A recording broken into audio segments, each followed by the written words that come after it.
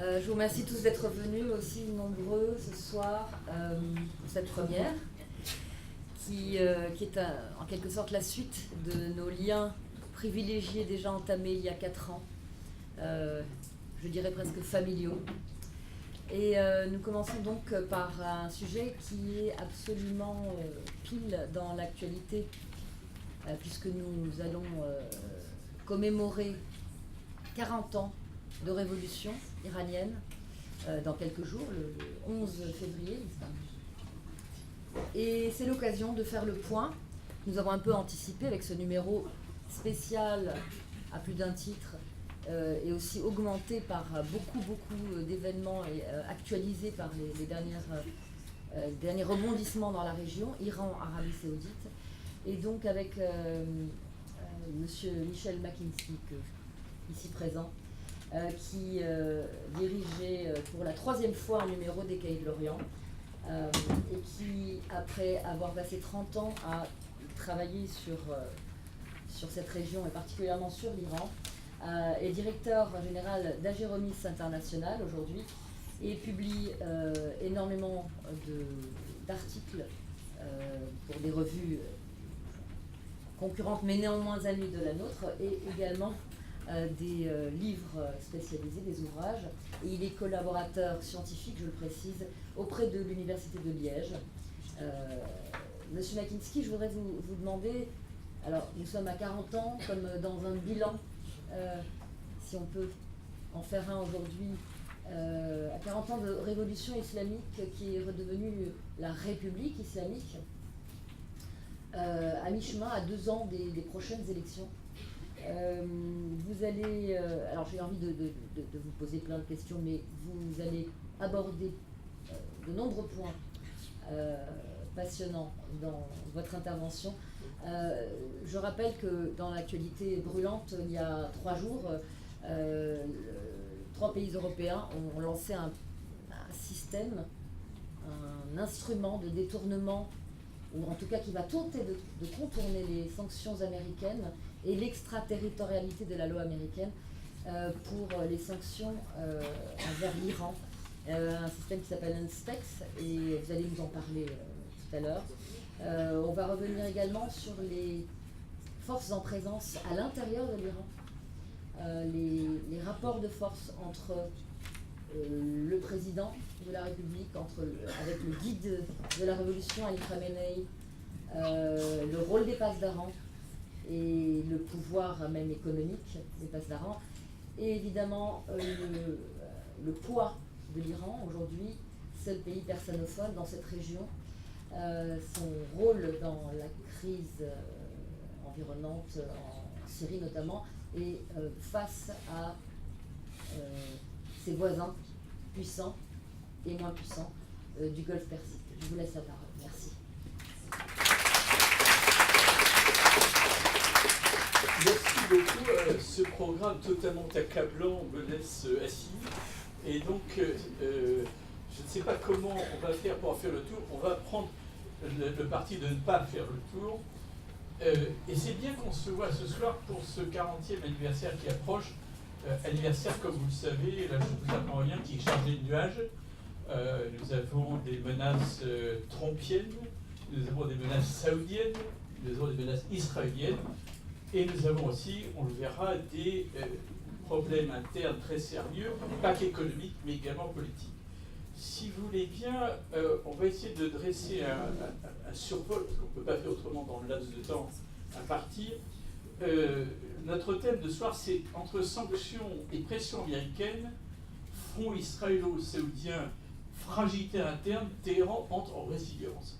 Ça vous donne un peu déjà comment on va segmenter notre petite rencontre de ce soir. On commencera donc par les sanctions et pression américaines. Ensuite, on parlera des ripostes, tentatives de riposte européennes. Ensuite, on posera la question à 10 €, c'est que veut Trump? Vous êtes prié de sortir vos boules de cristal. Enfin, autre boule de cristal, que veut Téhéran? Donc on fait collection de boules de cristal ce soir, c'est Noël. Et puis on va passer à un chapitre tout aussi facile et réjouissant, les contraintes régionales, en l'occurrence le front israélo-saoudien, et limites de la victoire de ce que les Iraniens appellent l'axe de la résistance. Et puis pour terminer en feu d'artifice, on parlera effectivement des fragilités internes. L'Iran entre en résilience. Si vous voulez bien, vous entendez dans tous vos postes de télé, sur vos ordi, dans vos blogs préférés, parler des sanctions américaines. Il y a juste un problème, et c'est pour ça que je vais commencer par clarifier ce dont on parle. Sous le vocable sanctions, on confond généralement deux choses très différentes, et je voudrais, pour clarifier ce dont on parle, vous dire la différence qu'il y a entre sanctions et pression. Ce n'est pas la même chose. Les sanctions, ce sont des mesures qui découlent d'un texte. Et c'est très important. Vous avez les sanctions des Nations Unies, vous avez les sanctions américaines, vous avez les sanctions européennes. Et les pressions, qu'est-ce que c'est? Les pressions, ça ne découle pas d'un texte. Alors, de quoi parlons-nous? Eh bien, dans les sanctions, il faut déjà distinguer ce qu'on appelle les sanctions primaires et les sanctions secondaires. Les sanctions primaires, ce sont les sanctions américaines qui visent a priori à punir les entreprises américaines. Les sanctions secondaires, dites secondaires, visent surtout à punir, entre guillemets, bien sûr les Iraniens, mais aussi les sociétés étrangères non américaines. Les Européens, dont nous Français, sont principalement, voire quasi uniquement, concernés par ces fameuses sanctions secondaires. Comme vous le savez, catastrophe, le 8 mai, Trump décide de rompre l'accord nucléaire du 14 juillet 2015 et de rétablir dans la foulée, en deux vagues, les sanctions dites secondaires, c'est-à-dire en fait les sanctions qui ont trait au programme nucléaire américain. Elles sont rentrées en vigueur en deux vagues. La première vague, le 8 août, avait des sanctions surtout financières, plus le secteur des composants automobiles. On dit toujours secteur automobile, mais en fait, ce n'est pas tout à fait exact. Les importations et exportations d'automobiles complètes sont autorisées, ne sont pas visées par la sanction. Ce qui est visé, là, ce sont les composants ou les voitures pas complètement terminées. Soit dit en passant, la France a été frappée à titre principal par ces sanctions-ci, parce que je vous rappelle, quand elles ont été prises par Obama en juin 2013, comme par hasard, la France occupait le principal marché en Iran dans ce secteur, et donc très clairement, ce ne sont pas vraiment les Iraniens qu'il s'agissait de punir en affaiblissant l'outil industriel de ce secteur, mais il s'agissait de bloquer, et ça c'est une dimension importante dans l'ensemble du dispositif des sanctions, de bloquer les étrangers, et donc en particulier les Français. Je vous signale qu'au moment où en ce 3 juin 2013, ces sanctions avaient été prises, dans la presse de Téhéran, vous aviez des publicités pleine page où il était écrit GM, General Motors, we are back. Donc les mêmes qui vous disaient ne commercez pas avec l'État terroriste, les mêmes poussaient à fond la concurrence. Vous n'avez pas besoin d'explications supplémentaires pour comprendre qu'une des dimensions des sanctions américaines vise aussi, je n'ai pas dit surtout, mais aussi à purger le marché iranien de la concurrence étrangère, au cas où, ce sera un des scénarios qu'on évoquera tout à l'heure, il y aurait, je dirais, entre guillemets, une quasi-capitulation iranienne permettant à Trump de faire un accord qui ouvrirait tout grand les portes du marché iranien aux entreprises américaines. Je ne dis pas que c'est la probabilité, je ne dis pas que c'est le scénario le plus sûr, mais gardez ça dans un coin de votre tête. Donc, on a deux vagues de sanctions. Les premières, donc, qui sont intervenues le 7 août, et une deuxième vague plus importante au mois de novembre, le 4 novembre. Et là, c'est les sanctions les plus embêtantes, puisque c'est tout le secteur bancaire, dont la Banque centrale d'Iran, qui est frappée, plus toute une série de banques. Il y a quelques rares exceptions. Donc, en pratique, on ne peut plus opérer de transactions bancaires. Vous direz, attention, là, vous me racontez des bêtises. Avant, même quand les sanctions étaient levées, on ne pouvait pas opérer de transactions bancaires. Toutes les grandes banques internationales françaises, les premières européennes, refusaient de faire des transactions avec l'Iran. Et c'est là où on arrive à notre distinction sanction versus pression. Ce n'est pas tant à cause des sanctions stricto sensu américaines que les banques européennes et françaises refusaient de faire la moindre transaction, c'est parce que les services de conformité, ce qu'on appelle les compliance bureaux, disaient, terrifiés aux directions de banque, vous ne pouvez pas faire de transaction, sans ça, on va être blacklisté aux États-Unis.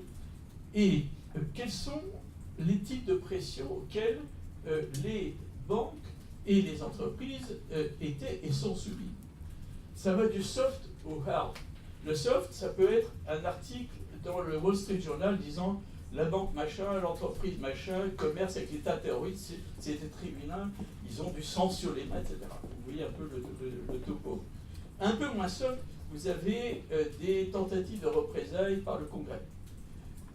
Beaucoup moins soft, c'est, mais ça ne sera jamais reconnu officiellement, ce sont en réalité des campagnes de boycott contre la banque aux États-Unis, contre ses clients et les entreprises en question. Et vous avez des structures de lobbying tenues par les ultra-conservateurs et des représentants en fait du Likoud israélien, dont la Foundation for Defense of Democracies. Vous avez UANI, c'est United Against Nuclear Iran, qui font des campagnes très virulentes font des listings. La boîte machin a fait un contrat avec l'Iran, il faut donc les boycotter, il faut voir si par hasard, d'une certaine façon, ils ne font pas un peu de business avec les passe-droits, il faut que le Trésor essaie de les coincer d'une façon ou d'une autre. Et par exemple, UANI écrit des lettres aux directions des boîtes, les grands groupes français qui faisaient des transactions à l'Iran ont reçu quasiment tous une lettre. Monsieur le Président, j'apprends que vous avez un contrat conclu en discussion avec les Irans. Nous attirons votre attention sur le fait que, sans toute probabilité, il y a des gardiens de la révolution ou des entités sanctionnées au sein de l'entité avec laquelle vous faites commerce, et donc vous exposez à des sanctions et, pire encore, à des tas de choses horribles. Je vous mets en garde, Monsieur le Président, moi j'ai vu les lettres, vous êtes prié de me dire qu'est-ce que vous faites. Il y a eu une première vague avant la dernière levée de sanctions de courriers incendiaires de ce type. Les entreprises ont eu très peur. Bon, comme les autres se sont ridiculisés, on avait mis au point des lettres types de lesquelles on répondait gentiment. Nous vous remercions beaucoup d'avoir attiré notre attention là-dessus. Nous respectons bien entendu les sanctions et nous faisons tous les due diligence nécessaires pour éviter de fréquenter les pas fréquentables. Point à la ligne, circuler, il n'y a rien à voir. Donc, cette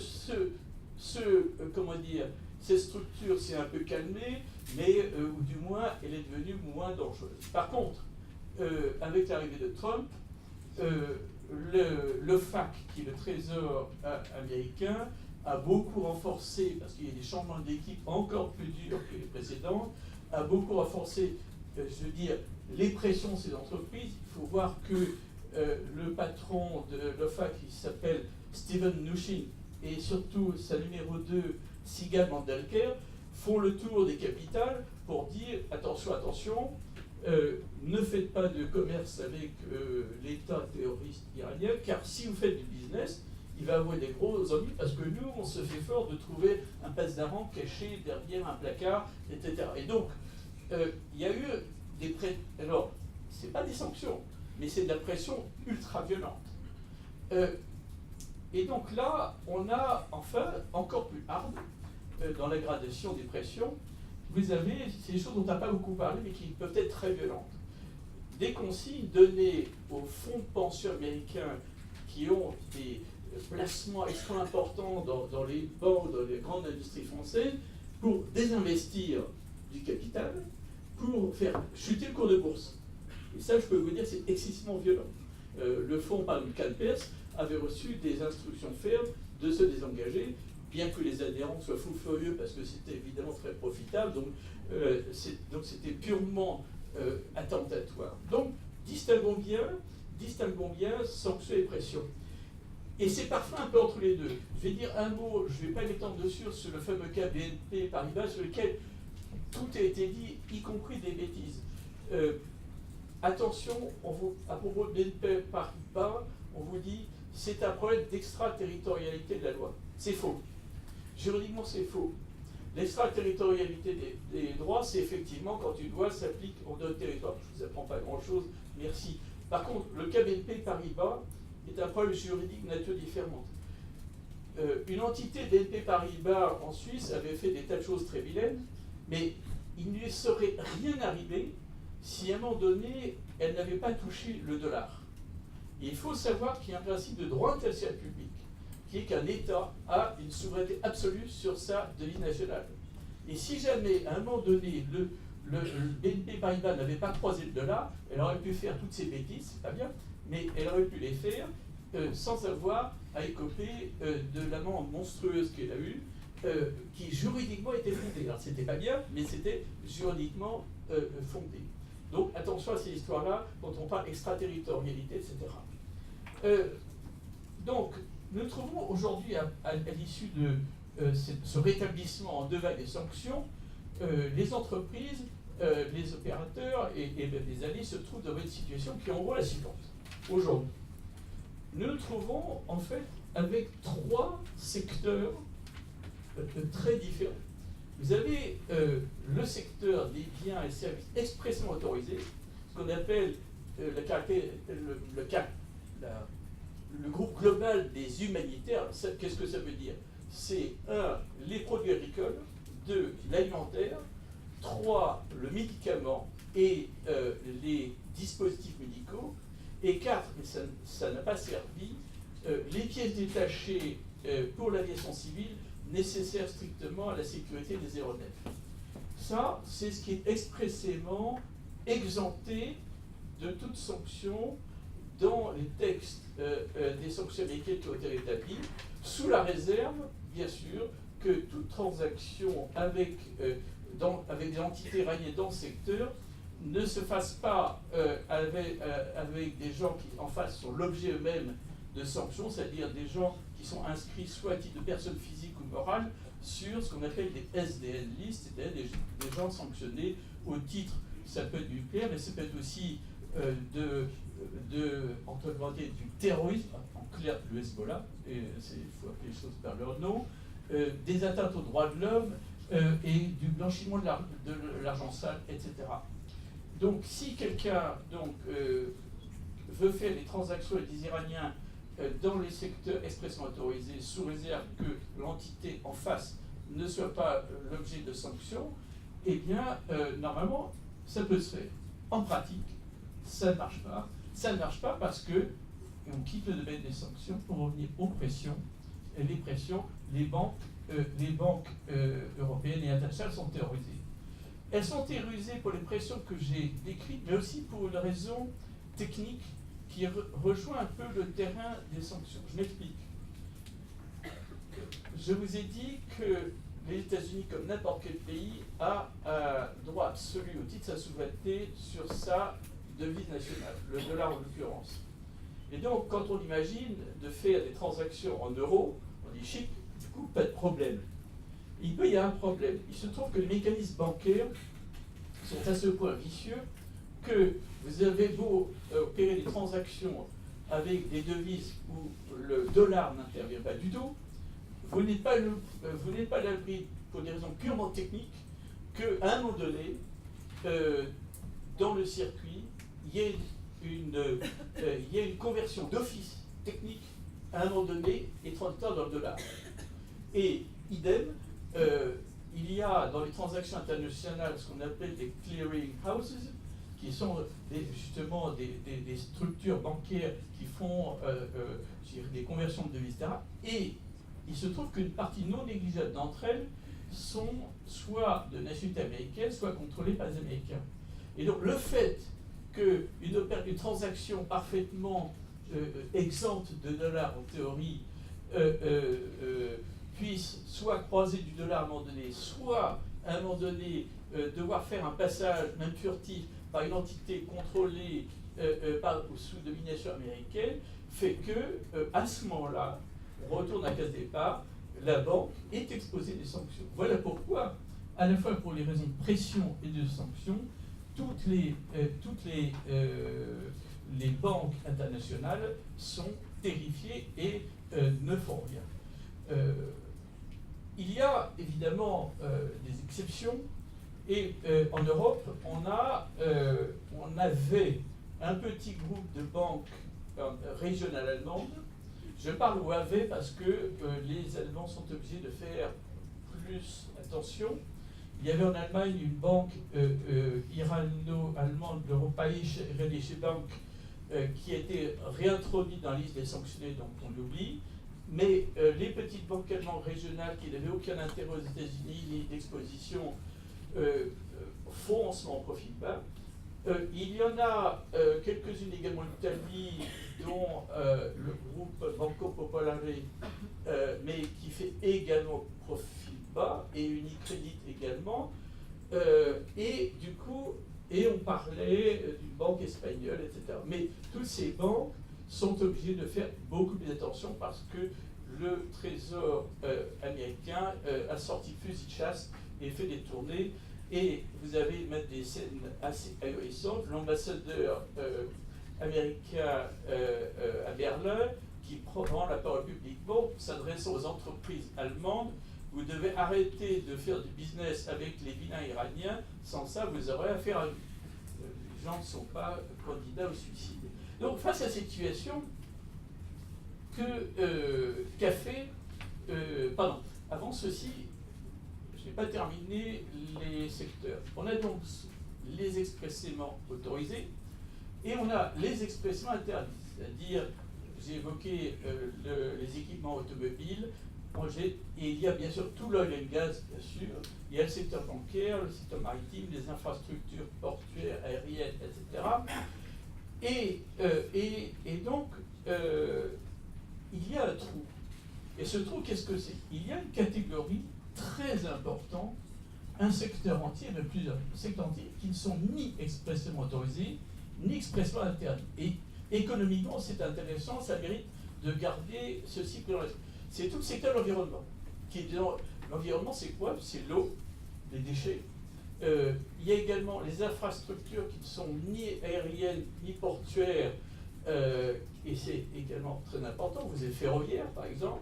Vous avez donc des secteurs entiers qui, en principe, devraient être ouverts au même titre que les expressions autorisées. Donc, comme la France a des groupes très importants en environnement, vous avez des Suez, des Veolia, etc.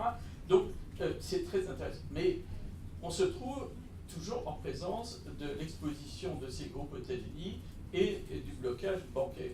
En France, on a deux petites banques qui, jusqu'à présent, opéraient les transactions parce qu'elles n'étaient pas exposées aux États-Unis. C'était la banque Wormser et la banque de Lubac. Aujourd'hui, elles sont obligées de faire plus attention parce que même si elles sont protégées, entre guillemets, par l'absence d'exposition, il peut y avoir des pressions diverses et variées. Et en plus, les clients eux-mêmes, qui sont inquiets par rapport à leur propre banque, parce qu'évidemment, chacun a sa banque, et ce n'est pas parce que vous recevez de l'argent chez Wormser ou de Lubac, vous devez à un moment donné le transférer sur votre compte bancaire à vous. Et là, monsieur Société Générale, monsieur Crédit du Nord, monsieur Crédit Agricole va vous dire: oh là là, qu'est-ce que c'est très vilain, ça vient de Lubac ou de Wormser, c'est d'Iran, donc je vous vire. Ça m'amène à dire quelles ont été les ripostes européennes. L'Union européenne a poussé des grands cris et a dit: on va voir ce qu'on va voir. On a mis un peu de temps à voir ce qu'on va voir. Et on a commencé par voir une sorte d'usine à gaz qui était la résurrection d'un fantôme. C'est le fameux règlement d'exemption anti-extraterritorialité de 1996. Il avait été pris notamment contre les pressions américaines visant les transactions à l'égard de l'Iran et du Soudan, si ma mémoire est bonne, et il n'a jamais été appliqué. Et donc, lorsque Trump, le 8 mai 2018, a rétabli les sanctions, l'Union européenne dit: on va voir ce qu'on va voir, on va se protéger, et on va sortir ce règlement d'exemption anti-extraterritorialité de ces boules de naphtaline. Et là, qu'est-ce qu'on a sorti? On a rajouté une annexe dans laquelle on a mis toutes les sanctions américaines. Donc, toutes ces sanctions américaines liées à l'Iran, idem, quelle est la règle? La règle, selon le règlement, c'est de dire: toute entreprise qui fait des transactions avec clients ou qui veut en faire et qui est menacée de sanctions américaines ne doit pas obéir aux sanctions américaines, elles doivent obéir au règlement européen. Alors avec ça, on est bien avancé, parce que vous imaginez qu'un grand groupe qui est exposé aux États-Unis va dire attention, j'ai une menace, va voir M. Bruno Le Maire, vous voyez, les vilains, ils veulent me coller pas de sanctions, vous me protégez. M. Bruno Le Maire va dire on applique ça, et les États-Unis, c'est pas bien. Je ne pense pas que ça empêcherait M. Trump de dormir très longtemps. Enfin, il y a peut-être des choses qui l'empêchent de dormir, mais c'est pas ça à coup sûr. D'autant que le règlement s'est donné lui-même une faille pour ne pas marcher. Il prévoit une procédure de dispense de respect du règlement. C'est-à-dire une entreprise qui aurait des activités aux États-Unis et qui de ce fait serait menacée de sanctions, écrit poliment à l'Union européenne selon un formulaire dans lequel elle dit voilà, en raison de mes activités, de mon marché, voilà, j'ai des menaces de sanctions, donc je vous demande poliment la permission de ne pas respecter le règlement.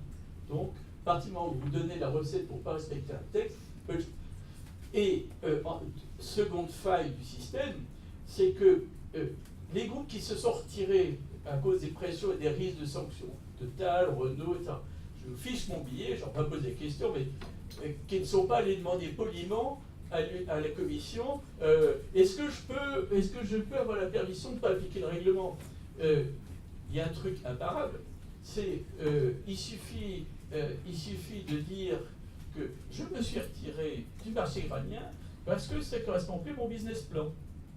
C'est plus rentable, donc souverainement, donc j'ai pas besoin de demander une permission. Et donc on sauve les apparences. Donc le règlement, il sert à rien.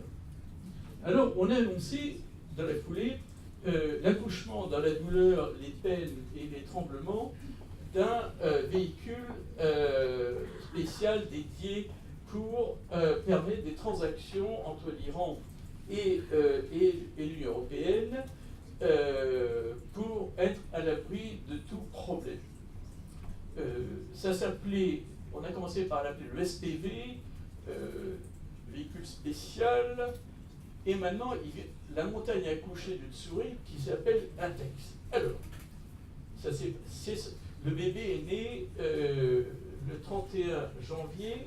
Les Iraniens protestaient depuis plusieurs mois pour la lenteur de la grossesse, et l'accouchement s'est passé dans la douleur de l'enfantement. En quoi ça consiste? Le projet n'est pas idiot. Le centre du petit consiste à avoir une sorte de chambre de compensation entre achat et vente. Et l'Iran, quand il exporte quelque chose, fait provisionner en crédit le SPV, et inversement, il y a un compte ouvert au bénéfice par exemple, de la société exportatrice française pour qu'elle puisse se faire payer à partir du crédit qui était inscrit sur l'autre compte. L'idée n'est pas saute du tout. On avait d'ailleurs pensé à un autre système qui était de faire ce qu'on... Alors ça, c'est ce qu'on appelle plutôt genre compensation par terre. Il y avait un autre système qui avait été imaginé, qui était qu'on appelle back-to-back, c'est-à-dire de mettre une export et une import dos à dos pour que ça se compense mutuellement. Apparemment, ce n'est pas cette option qui est retenue. Donc, retenons ce système de barter avec une entité qui était créée en France, hébergée par le ministère de l'Économie, le 28 janvier, c'était publié le 31, avec trois pays, la France, l'Allemagne et la Grande-Bretagne. L'activité de ce SPV ou un texte, peu importe, consiste d'abord à la fois à faire un jeu d'écriture comptable, mais aussi d'opérer, et c'est là où je dirais les Athéniens vont s'attenir, c'est d'opérer les transactions, c'est-à-dire procéder aux encaissements et au décaissement au bénéfice, par exemple, le décaissement au bénéfice par exemple, d'une société française. Nous avons été consultés par les autorités françaises et nous l'avons dit que l'idée était très bonne, et simplement il y a une grosse faille. Et l'instrument en question, le dispositif n'est pas encore publié. Sa naissance a été actée, mais qu'est-ce qu'il y a dans le jour, on ne le sait pas encore. avec précision. On connaît la philosophie du jour. Le problème que nous avons soulevé auprès des autorités françaises, c'est que, et nous ne savons pas si ce problème a été résolu, c'est le suivant. Imaginez que M. Makinski est une usine qui fabrique des machines-outils. M. Makinski a eu de la chance, il a trouvé un client iranien qui a besoin des machines-outils. Il vend ces machines-outils au client iranien, et il ne peut pas le facturer directement, le client iranien ne peut pas le payer directement, et donc le client va s'arranger qu'un autre crédite le SPV, et le SPV, gentiment, va créditer du montant de la dette la banque de M. Makinski. Là où il y a une faille, ce qu'on a expliqué aussi bien aux autorités françaises que communautaires, on l'a dit, là où il y a une faille qu'il faut que vous traitiez, et à ma connaissance, je ne sais pas essayer de traiter, une fois que l'argent a atterri dans le SPV, normalement, M. Makinski va être crédité sur son compte en banque de ce montant. Très bien, mais M. Crédit du Nord, M. Crédit Agricole, M. BP va dire oh, M. Makinski, vous êtes un petit cachotier. Je ne savais pas que le SPV avait des usines. D'où ça vient tout ça? C'est pourquoi? Je ne sais pas le savoir. C'est SPV, Watex, attention mon œuvre, c'est public, cet organe fait des transactions polluantes. Donc, nous refusons, M. Crédit Agricole, M. BNP, nous refusons votre transaction. Et en plus, cerise sur le gâteau, on vous vire tous vos comptes. Et oui, le vrai risque, dans tous les dispositifs permettant d'abriter les entreprises des pressions, c'est que la banque d'entreprise, si elle est créditée d'une façon ou d'une autre d'argent dont elle peut supposer que d'une façon ou d'une autre c'est lié à une transaction avec l'Iran, eh bien elle va vous jeter. Alors, M. Makinski va aller voir M. Bruno Le Maire, M. le ministre, regardez les vilains ce qu'ils ont fait. Vous allez brandir le règlement d'exemption. Alors, monsieur Sauté Gérald, M. Crédit Agricole va dire ah, monsieur le ministre, c'est bien là, mais il se trouve que la société Makinski ne correspond plus à la politique commerciale de notre banque, et donc on a décidé de cesser toute transaction avec la société Makinski. M. Makinski va aller pleurer chez le concurrent Sauté Gérald, qui va dire oh, bah oui, mais non, nous non plus, il ne correspond pas au profil de notre politique commerciale. Et donc, le risque que courent les entreprises, là, je le dis de façon un peu sauceuse, mais c'est un risque tout à fait réel. Le risque des entreprises, c'est de se trouver en situation de pestiféré bancaire. Et ça, aucune entreprise n'a envie de se trouver dans cette situation. Donc, on est là face à un dispositif intéressant. Il doit, alors, il n'est pas encore opérationnel et aussi bien les Européens que les autorités iraniennes disent qu'il va falloir 1 mois, 2 mois, 3 mois avant que le dispositif puisse devenir opérationnel. Il y a des tas de détails techniques. Je pense que celui auquel je fais allusion doit faire partie de la collection. Et du côté iranien, il faut également que les Iraniens se dotent d'un dispositif également pour prendre une image qui a été utilisée récemment lors d'une réunion. Quand il y a deux personnes qui se parlent au téléphone, il faut qu'il y ait un poste des deux côtés. Donc, il faut qu'il y ait quelque chose également du côté iranien.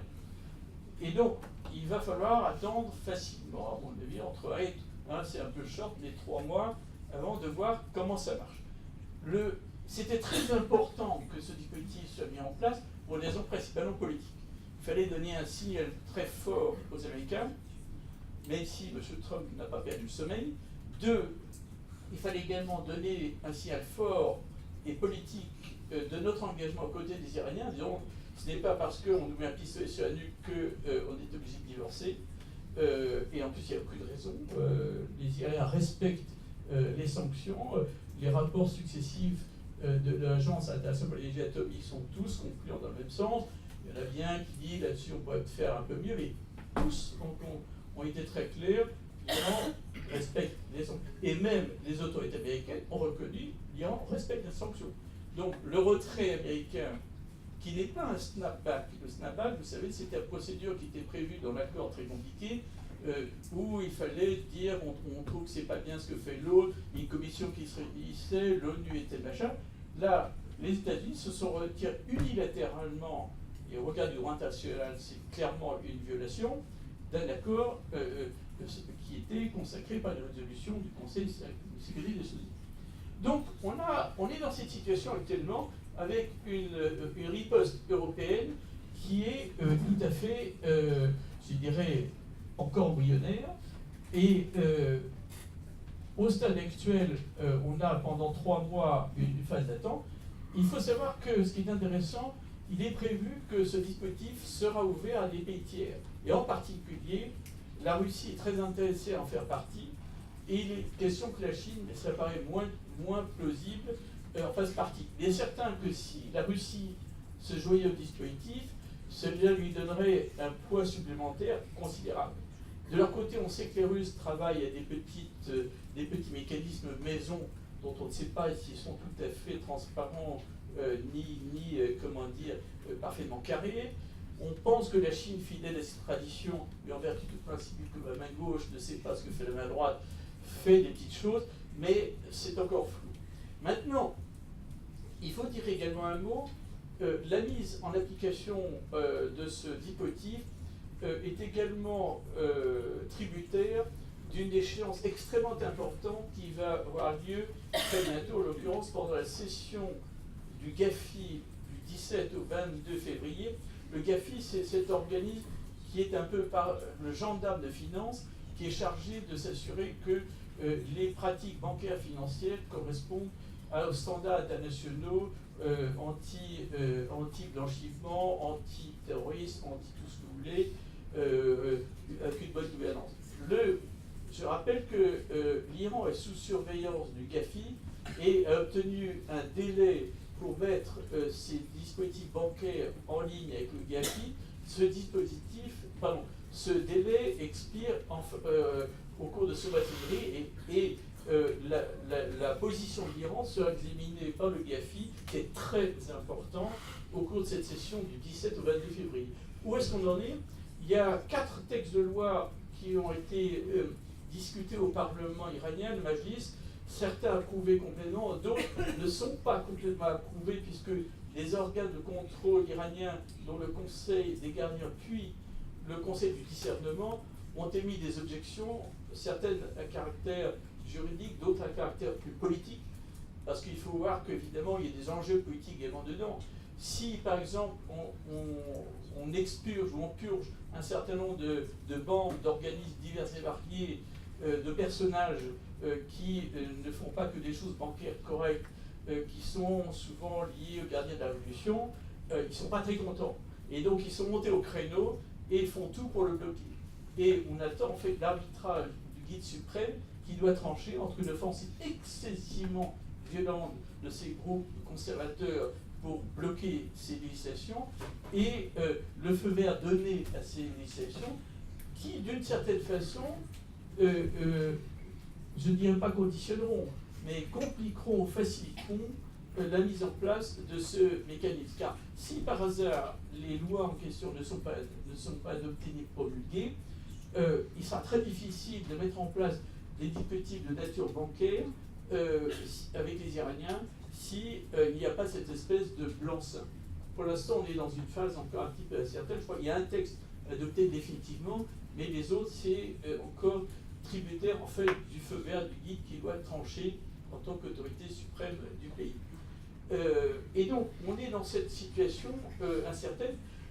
En dehors de ça, il y a une initiative qui a été prise par la Suisse qui a désigné une banque pour servir de canal à des transactions pour les biens humanitaires et qui est en train de négocier avec les États-Unis un feu vert de l'OFAC à ceci. Donc, les négociations se poursuivent. Les Suisses sont assez bien placés pour faire ce genre de choses, à mesure où je rappelle qu'ils représentent des intérêts américains en Iran. Donc, ça peut donner quelque chose. On est dans cette situation quand même de forte tension. Je ne récapitulerai pas les discours de Trump, ceux de Pompeo et de Bolton, et j'irai directement à l'essentiel. Qu'est-ce que veut Trump? Il faut commencer par le 8 mai 2018, la rupture. Je dois avouer, on était beaucoup à penser qu'il y aurait une position dure de Trump, mais on n'imaginait pas qu'elle serait dure à ce point. En fait, on imaginait qu'il essaierait de pousser les Iraniens à la faute sur différents domaines, les missiles, le nucléaire, d'autres choses, en sorte d'être désigné coupable, lui, l'Iran, du non-respect de l'accord. Et malheureusement pour Trump, ça n'a pas marché, et du coup, il a pris une position dure. Cette position extrême qui est la rupture unilatérale, en fait, on était bête, et je parle en tout cas pour moi, de ne pas s'en être douté. Pourquoi? Parce que je l'ai fait, j'ai promis. Il l'avait promis, en fait, dans sa campagne électorale, quand j'ai relu quand même les nombreuses déclarations de Trump, il est assez volumineux, cet homme-là. Même l'administration américaine ne parvient pas à suivre tous les tweets, ils sont scotchés au tweet, et qu'est-ce qu'il a encore sorti? Ah, t'étais au courant? Non. Alors, donc voilà, il avait dit beaucoup de fois qu'en fait il voulait tuer l'accord. Et il l'a fait. Donc là-dessus, c'est clair. Maintenant, la grosse question, c'est, au-delà de l'accord, qu'est-ce qu'il veut pour l'Iran? La question qu'il faut aborder tout de suite, c'est, veut-il un changement de régime? Le régime. Il y a eu des paquets de déclarations contradictoires. Tillerson, l'ancien secrétaire d'État, avait parlé de regime change. Bolton, c'était pire que ça, il voulait quasiment l'anéantissement du pays. Je rappelle que Bolton avait publié un jour un papier qui était, dont le titre était Bombe d'Iran, vaste programme sympathique. Et donc maintenant, c'est lui qui est, je rappelle, le conseiller à la sécurité de Trump. Et alors, les bonnes âmes disent qu'en fait, il s'est assagi, j'en suis pas totalement convaincu, c'est-à-dire qu'il est obligé d'obéir au boss, mais néanmoins, il fait des choses dans le dos du boss. Qu'est-ce que veut Trump? Trump a déclaré catégoriquement, et Pompeo aussi, qu'il n'est pas question d'un regime change. C'est pas parce qu'il l'a dit que c'est vrai. Il veut exercer, ça c'est certain, et il exerce une strangulation, un étranglement maximal de l'Iran, afin d'obtenir quoi? Idéalement, effectivement, le changement de régime. Le changement de régime, c'est quoi? En clair, que Rouhani s'est renversé, et ça, il risque peut-être de l'avoir, on en parlera à la fin, mais le gros problème, c'est que il risque, si un jour Rouhani est victime d'une sorte de coup de force, c'est pas des gentils démocrates verts, tendance François Bayrou, qui remplacerait Rouhani. J'ai pris un exemple au hasard, à bientôt. Et on peut en prendre d'autres, hein, on a le choix chez nous, il n'y a pas de souci. Ce serait évidemment des ultras, des bazars. Et ça, Trump, qui a beau être ce qu'il est, pas un imbécile complet, poursuit cette strangulation. Et là, la question qui se pose, c'est pourquoi? Si on dit que, en fait, obtenir la chute du régime n'est probablement pas son option, c'est très probablement celle de Bolton, sa préférence à lui, mais le régime change n'est probablement pas celle de Trump. Trump, en fait, aimerait obtenir une capitulation complète de l'Iran sur tous les gros chapitres. Et je vais vous dire lesquels et quelle est la posture de l'Iran sur ces chapitres. Et en sorte que, lorsqu'il estimera que cette capitulation est suffisamment importante, je reviendrai sur le chapitre, Trump à y voir un interlocuteur iranien, ça peut être Zarif, ça peut être Rouhani, et il lui dit, gars, on est des mecs, maintenant on est arrivé là, tu arrêtes ça et ça, je vais revenir sur les chapitres, et en échange de quoi, je vais te donner l'oxygène. Je vais rouvrir un certain nombre de canaux bancaires, mais surtout, tu vas m'ouvrir le marché iranien à mes entreprises américaines. Car il faut savoir que Trump, au-delà des incohérences, il a une ligne qu'on retrouve notamment dans son interview délirante du 3 janvier dernier, qui prend 1 heure, dans lequel 99% est consacré à la construction du mur mexicain, mais les 1% restants sont très intéressants. Il dit 3 choses. 1, la Syrie, on s'en fout, il n'y a que du sable, il n'y a pas d'argent à se faire, et puis que les Iraniens fassent leur affaire. Après, le Pentagone a hurlé, et il dit, bon, on va changer. Et par contre, il dit une chose très intéressante, il dit, nous devons soutenir nos alliés où il y a de la ressource. Traduction française, où il y a des sous. Où il y a des sous pour l'Amérique, et surtout, il y a des sous pour moi, d'abord. Et donc, l'Arabie Saoudite, c'est intéressant, les contrats. La tribu Kouchner se balade avec le carnet de contrat à la main. Les Émirats, même le Qatar, avec qui on se rabipoche un petit peu. D'abord, c'est la première base américaine au Moyen-Orient. Trump qui s'était fait avoir lorsqu'il est allé à Riyad, dans toute cette comédie de royauté, on lui a fait la danse du sabre, et il est revenu ravi, enchanté. Il avait fait un tweet génial. Oui, toutes ces royautés autour de moi, et puis ils ont dit que les Qataris étaient des faits terroristes. Le Patagone, c'est président. Monsieur le Président, il y a notre base là-bas. Ah, ben lui, finalement, les Qataris, c'est des braves gens, on veut leur fourber des avions. Hop, bon. Et du coup, les Saoudiens ont lancé l'opération Blocus contre le Qatar. Ils avaient reçu le feu vert de Trump. Et évidemment, ils sont en train de se rendre compte de l'énorme bêtise d'un Blocus qui ne marche pas, puisque vous avez vu, le Qatar s'est précipité chez les Turcs, les Iraniens. Donc, échec total. Donc, pour revenir à notre point de vue, la ligne directrice de Trump, c'est l'argent. L'argent pour les jobs. Et la ligne directrice, c'est Trump a l'œil fixé sur l'électorat. Qu'est-ce qui va me rapporter des emplois? Il a hurlé il y a quelques jours en direction des Saoudiens en disant « Vous m'aviez promis 110 milliards de contrats, il n'y en a que 14 au compteur. Ne comptiez pas. » Et il pensait à toutes les promesses qu'il a faites. Vous vous rappelez, quand MBS était venu à Washington, il y avait un grand tableau qui avait mis sur les genoux de MBS, et il y avait des tableaux, ça, tant millions de dollars, l'autre rigolait dans sa marbre, et un peu embêté quand même, c'était un peu désordre. Et donc, l'électeur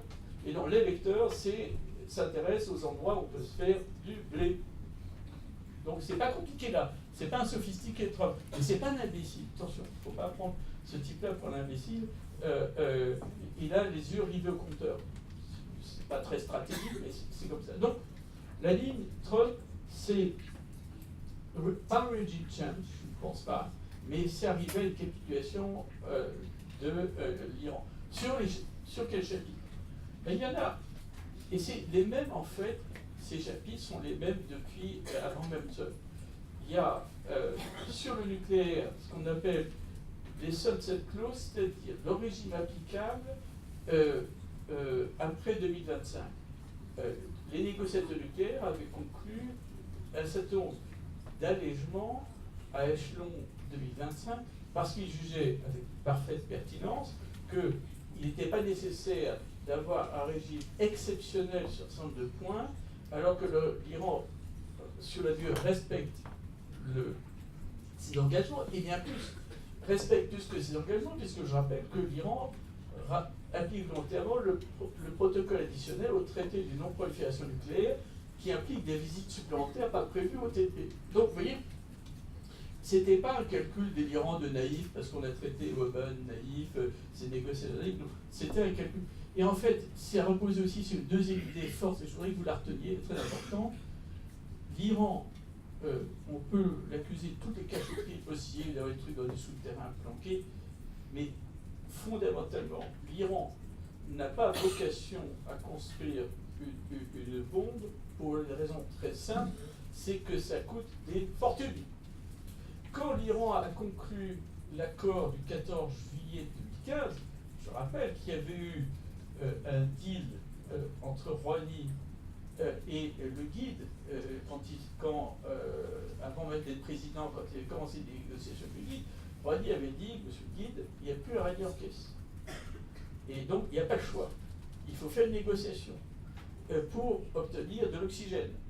Alors, malheureusement, la partie oxygène n'a pas bien marché, parce que les Américains n'ont pas joué le jeu, mais le motif principal, c'était l'insécurité permanente, mais surtout, l'économie iranienne avait à tout prix besoin de ressources. Et pour la même raison, si vous voulez, les gens disent, ah voilà, bon, alors on s'imagine, dans un souterrain, on fabrique une bobinette, machin, etc. Mais derrière, il faut tout un appareil industriel. Et ça coûte des fortunes. Donc, on ne peut pas avoir une économie à sec, et en même temps, entre guillemets, s'amuser à faire une bombe. Donc, à tous égards, stratégiquement, économiquement, tout ce que vous voulez, les arguments disant, oui, ils attendent que ça pour la faire, évidemment, les Iraniens disent, Oui, si ça continue, on peut réappuyer sur le bouton et réenclencher le truc. Techniquement, ils peuvent le faire. Ils ont la capacité technique de le faire, ils sont au niveau sur le pays du seuil. Mais ça n'a pas de sens ni stratégique ni économique. Et donc, ils n'ont pas l'intention de le faire.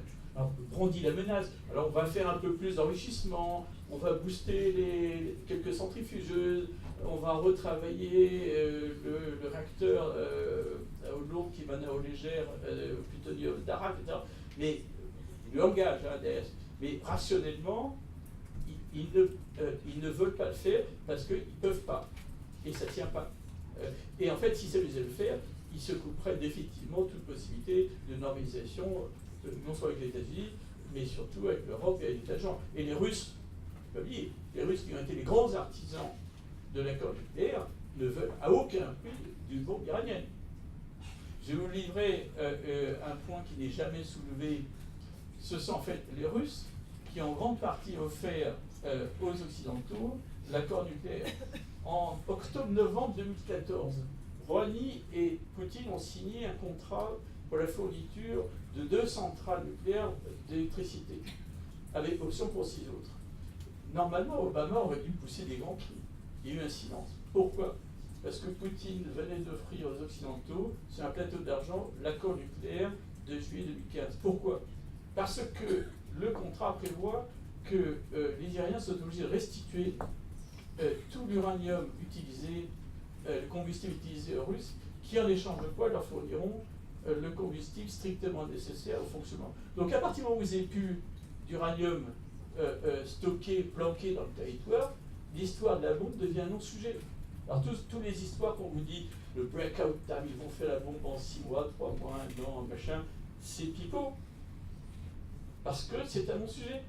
Il n'y a pas de carburant pour. C'est pas comme la bagnole électrique. On ne peut pas brancher, il n'y a pas de carburant. Donc, c'est un non-sujet. Et donc, pour les mêmes raisons, ça ne peut pas avoir lieu, même si techniquement ils peuvent le faire, et même si diplomatiquement, pour le grand jeu, ils disent si retenez-moi, je fais malheur.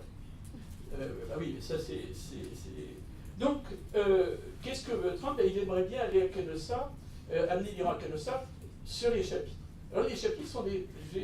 C'est ce que j'évoquais, et je n'ai pas traité le sujet. Je dirais, depuis très longtemps, il y a un certain nombre de chapitres qui font l'objet de discussions qui sont, j'ai évoqué les sunset clauses de l'accord nucléaire, c'est-à-dire la période post-2025, il y a le dossier du Yémen, il y a le dossier de la Syrie, et il y a le dossier du comportement iranien sur 2-3. Il y a surtout, le dossier des fameux missiles balistiques. Je me rappelle avoir vu, c'était maintenant, il y a un peu plus d'un an, le vice-ministre Arakchi, il y avait eu une conférence de Robonet, il était passé, on avait discuté 2 minutes, et lui, ce ministre, là-dessus, c'était avant que Trump ne soit là, il dit, en fait, vous êtes prêts, vous les Iraniens, à discuter sur tout, à condition que vous receviez en échange l'oxygène, c'est-à-dire, effectivement, la fluidité des canaux bancaires, etc. Il n'a pas répondu non. En clair, sur tous ces sujets, à l'exception du Yémen, les Iraniens disaient que nous ne discuterons pas. Traduction en français, nous sommes prêts à discuter sur tout. Prenons les uns après les autres. Les missiles balistiques. Vous avez remarqué comme moi les déclarations de nombreux généraux basants qui disent constamment on a des missiles balistiques, ils sont pas à vocation nucléaire, à transporter des projectiles, des charges nucléaires, et nous les limitons volontairement à 2000 km. En fait, chaque fois qu'il y a un essai de missiles balistiques, vous entendez des hurlements du côté américain et occidental, c'est scandaleux, là, mais attendez, regardez les militaires qui, eux, sont des gens professionnels, qui regardent la façon dont les essais, 9 sur 10 sont des échecs complets. Alors quand du coup les Iraniens peuvent dire, oui, volontairement on limite à 2000 km, mais ils seraient déjà bien contents s'ils faisaient les 2000 km. Car les satellites lancés qu'on n'a jamais vus sur orbite, les missiles qui sont cassés la gueule avant de faire 300 km, etc., les vidéos bidouillées qui font hurler Trump et dire mon Dieu, la guerre est pour demain matin ou après-demain ou plus tard, c'est évident. Et quand les généraux, c'est là où Trump n'est pas très subtil, quand les généraux par exemple disent c'est long terme, c'est un, on ne négocie pas, deux, on limite long terme, la traduction, ça veut dire qu'en fait c'est négociable. C'est bien entendu sur quel terme, c'est terme 1, nous on a besoin de ceci pour assurer notre défense, parce que si on n'a pas de la bombe, il faut quand même qu'on puisse se défendre, et on peut négocier les cibles, les conditions, etc., les warnings. Donc même sur les missiles, il y a le Yémen est le cas de figure le plus cocasse, c'est que, bien que ce soit un massacre épouvantable, le 20 février, je dis dans le papier, le 20 février 2018, Zarif, le ministre des Affaires étrangères, est interviewé par un journaliste américain qui dit « Monsieur le ministre, entre nous, quel est l'intérêt stratégique du Yémen pour l'Iran ?» Et Zarif se penche vers le journaliste et dit « Aucun. Aucun. » Et c'est évident. Le dispositif militaire iranien se réduit à une poignée de spécialistes et avec un stock de missiles nord-coréens bidouillés et quelques palettes d'armement. Il faut savoir que l'appareil militaire iranien étant très fatigué, ils sont incapables de fournir un effort militaire conséquent. Mais avec ces petites choses-là et la médiocrité militaire saoudienne, ils ont un retour sur investissement colossal par rapport à la très faible mise. Il suffit d'avoir quelques bons hommes, quelques missiles nord-coréens bidouillés, et on lance ça. Et comme les Saoudiens n'avaient que des systèmes antimissiles, pas de la dernière génération, et pas programmés pour intercepter ça, ils se sont pris les machins nord-coréens bidouillés, et ça fait des grands cris. Effectivement, c'est impressionnant quand on a un système antimissile qui ne marche pas, et qu'on se prend des trucs à figure. Ils n'étaient pas contents et surtout très unis. Donc, mais l'enjeu stratégique pour l'Iran du Yémen égale 0. C'est loin. Le seul enjeu, c'est pour enquiquiner les Saoudiens. Ça a très bien marché. Donc, les négociations sont en cours au Yémen. On ne le dit pas trop fort, mais c'est quasiment officiel. Sur les missiles, il y a un terrain de négociation. Sur la Syrie, ça se pose en termes tout à fait différents. C'est qu'en fait, c'est que les Iraniens ne sont pas maîtres du calendrier. Ceux qui sont maîtres du calendrier, ce sont les Russes, qui négocient principalement avec les Turcs et le régime de Damas, à la fois parce qu'ils capitalisent sur les avancées militaires. Maintenant, le régime de Damas est sauvé en tant que tel. Quels peuvent être les objectifs? Ça peut être non pas que Bachar el-Assad reste jusqu'à la fin des temps, mais prévoir une transition, et surtout, ce qui est excessivement difficile, organisé avec toutes les forces politiques représentatives, à l'exception des islamistes les plus déchaînés, ceux qui sont en prise directe avec l'armée soudite ou l'État islamique du salut ou Al-Qaïda, je dirais, une structure représentative de toutes les tendances. C'est très difficile, pourquoi? Alors officiellement parce qu'il y a derrière les sponsors saoudiens et inversement les autres. En réalité, il faut dire que Bachar a réussi à un tour de force, et ayant éliminé toute opposition, il y a un problème d'interlocuteurs. C'est-à-dire les interlocuteurs qui sont là supposés représenter les tendances X, Y, Z, ne représentent en général pas grand monde. Et c'est ça l'énorme difficulté pour composer le futur de la Syrie, c'est-à-dire trouver des gens qui représentent quelque chose. Et là, ça explique qu'il y a en ce moment, en fait, deux forums de négociation, un à Genève et un sous l'égide de l'ONU et un sous l'égide des Russes. Et l'idée, c'est d'arriver à un moment donné de combiner les deux. Il y a encore beaucoup de progrès à faire, mais les Iraniens se satisfont d'avoir sauvé, que le régime soit sauvé parce qu'ils veulent maintenir des canaux d'approvisionnement stratégiques pour le Hezbollah via la Syrie. Ils veulent, et deuxièmement, ils sont en train d'investir beaucoup économiquement en Syrie, comme ils l'ont fait en Irak. Il faut savoir qu'en Irak, vous avez des sociétés contrôlées par les bases d'armes partout. C'est une des raisons aussi pour lesquelles il y a en ce moment une ambiance un peu plus froide entre les Iraniens et les Irakiens, qui commencent à trouver la présence iranienne un peu trop pesante. Il faut savoir par exemple que pendant un certain nombre d'années, l'Iran, qui doit apporter normalement du ciment, a inondé l'Irak de ciment pour tuer les concurrents et prendre le marché du ciment. Ça, c'est un exemple parmi d'autres. Et en Syrie, comme les malheureux Syriens n'ont pas un sou en caisse, les Syriens vont pleurer interrompre des sous. Les Iraniens n'ayant pas de sous, disent on va se nourrir sous la bête. Donc ils envoient des délégations en Syrie et ils disent nous on prend ça, on prend ça, on prend ça. Il y a officiellement c'est sous couvert de chantier de reconstruction, mais en réalité il y a des prises de contrôle de pans entiers de police syrienne. Et je peux dire que je ne sais pas qui va succéder à Bachar, mais il va d'abord avoir une ardoise monumentale, aussi bien à l'égard de l'Iran que des Russes, qui ont imprimé des billets kilomètres, et à la tonne, et c'était livré par Antonov entier, et deux, ils vont se trouver, ils ne seront plus tout à fait chez eux. Et là, il y a un vrai problème, on en parle, mais ça va être très problématique cette histoire-là. On a donc ce problème-là, et puis on a, dans nos interrogations, qu'est-ce que veut Netanyahou? On a dit, Netanyahou pose un énorme problème parce qu'il y a une grande convergence évidemment entre Bolton et lui, et en plus Netanyahou a de très gros problèmes internes. Il fait partie de ces premiers ministres dont le chef de la police voudrait le coller au trou. C'est pas très courant dans les États supposés démocratiques d'avoir un premier ministre dont le chef de la police aimerait le voir en prison pour cause de fraude, lui et toute sa famille. Donc ils sont en train d'essayer de saucissonner, ils aimeraient bien coffrer le fils, puis madame, et après, alors le type se débat évidemment comme un beau diable. Je crois que le chef de la police est bientôt mis en retraite pour simplifier les procédures. Et la question qu'on se pose tous, c'est, on a vu au mois d'avril dernier, depuis le mois d'avril, Netanyahou déclencher des frappes extrêmement violentes en Syrie sur des points d'appui militaires iraniens.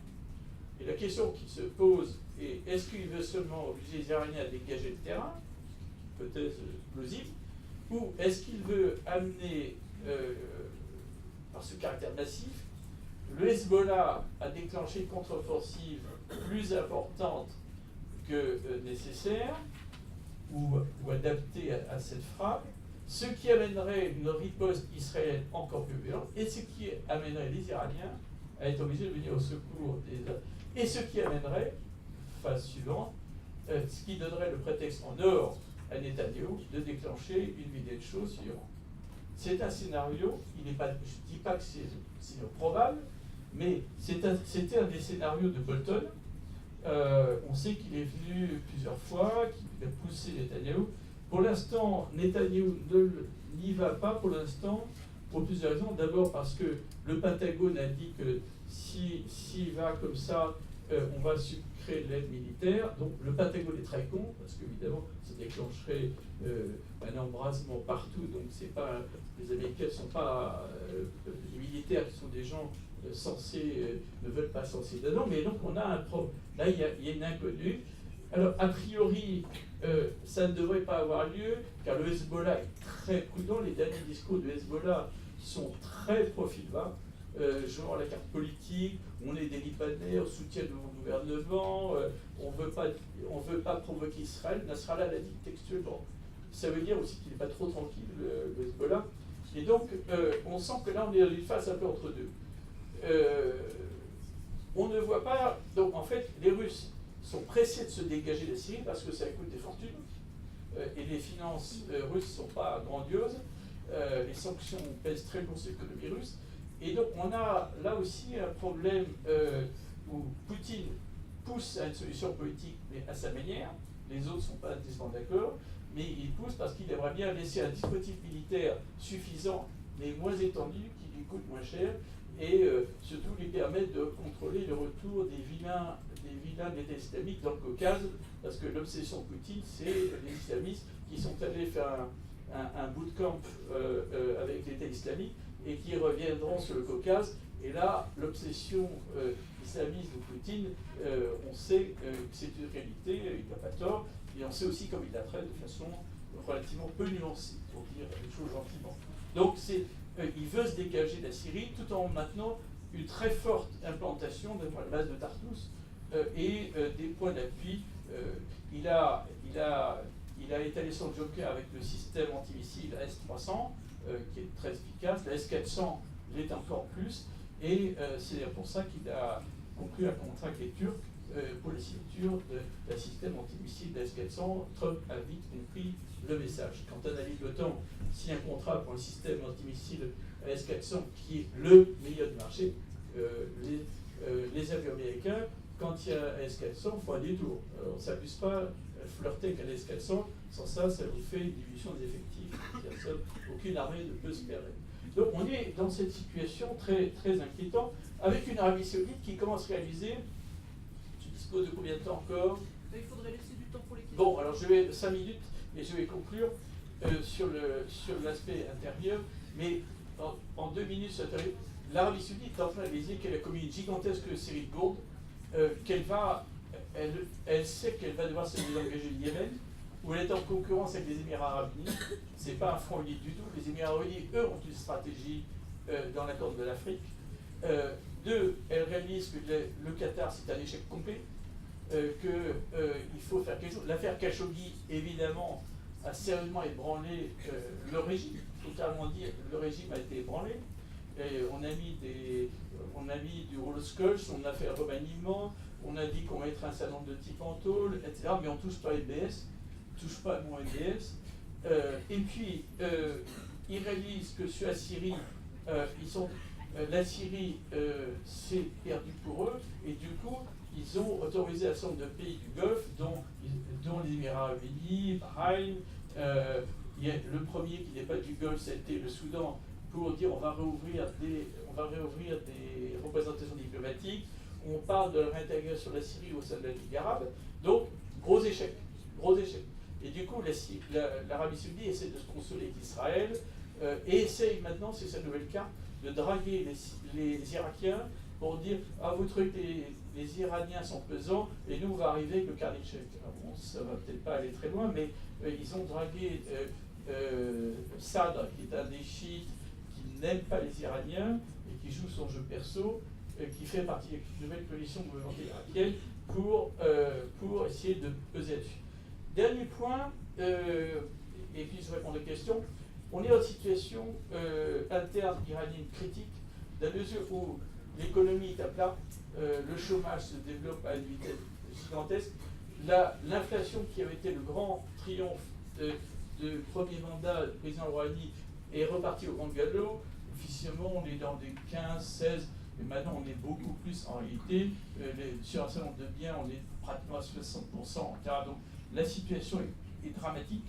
Il y a des tensions qui ont démarré avec les manifestations de l'hiver dernier qui non seulement ont mis en cause, je dirais, la situation économique, mais même le régime. Il y a eu des slogans contre le guide, il y avait des slogans contre l'armée, disant, les bases d'armes, disant Gaza on s'en fout, arrêtez de dépenser de l'argent pour notre vie, la Palestine ça ne nous intéresse pas, et on en a assez de la présence militaire, de l'aventurisme, etc. Donc, et il y a eu même des critiques acerbes contre les religieux. À Ispahan, par exemple, où il y a une crise d'eau gigantesque, les paysans sont allés à la mosquée le jour de la prière du vendredi et ont tourné ostensiblement le dos aux religieux chefs de la prière du vendredi. Ça, c'était jamais vu. Il y a des slogans qui traitent le guide de tyran. Donc, je veux dire, comme diraient nos amis suisses, il y a le feu au vert. Donc, il y a une très grosse tension. Et au niveau politique, on assiste à un durcissement du régime dans la mesure où Rouhani ne parvenant pas à délivrer, comme on dit en anglo-saxon, un retour à l'économie, est obligé de donner des gages aux durs et aux passerans qui obtiennent via leur consortium industriel Catamolambia des maxi-contrats, etc. Et on a des échéances. On va avoir les présidentielles, donc 2017 plus 4, ça fait 21, puis on va avoir avant les législatives, et on ne sait pas si la coalition modérée et réformateur va tenir le choc. Pour l'instant, ça tient le choc autour d'un axe entre Rouhani et président du Parlement avec Larijani. Et pour les présidentielles, on ne sait pas du tout qui sera candidat. Alors il y a des campagnes qui poussent à ce que ce soit le président de l'Assemblée, Ali Larijani, qui est en fait pratiquement le seul grand homme d'État du pays à pouvoir postuler, mais il n'a peut-être pas intérêt à postuler pour la présidence de la République, où il a 10 fois moins de pouvoir qu'au Parlement. Et vous avez l'échéance, alors ça c'est la super boule de cristal, la succession du guide. Et je remarque, moi, que depuis il y a 1 an et demi, on en parlait. on disait qu'il y a un comité de religieux qui est en train de travailler sur la shortlist, et depuis un an, silence radio complet. Moi, j'interprète comme voulant dire que le processus s'accélère. Je ne sais rien de plus, et le secret est mieux gardé que celui de la bombe atomique. C'est certain que ça s'accélère. Dans quel sens, je suis incapable de vous dire, si ce n'est que je vois que le guide est en train de bétonner dans son instance les positions de gens qui sont des ultras. Le chef de la justice, Sadek Laridjani, a quitté le pouvoir judiciaire pour être nommé à la tête du conseil de discernement. Donc il est la plus haute instance non élue du pays. Et donc il y a des signes qui montrent qu'il y a des choses en train de se bétonner. Ma boule de cristal ne m'a pas dit où ça va venir. Je pense qu'il y a une course contre la bombe qui est engagée. Je suis dans l'incapacité de vous dire ce que ça va donner. Je vous remercie de votre attention et de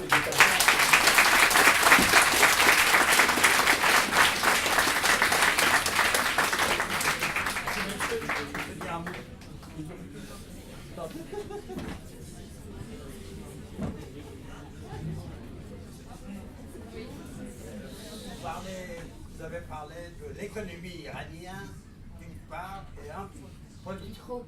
Mais vous avez évoqué aussi les slogans. Oui.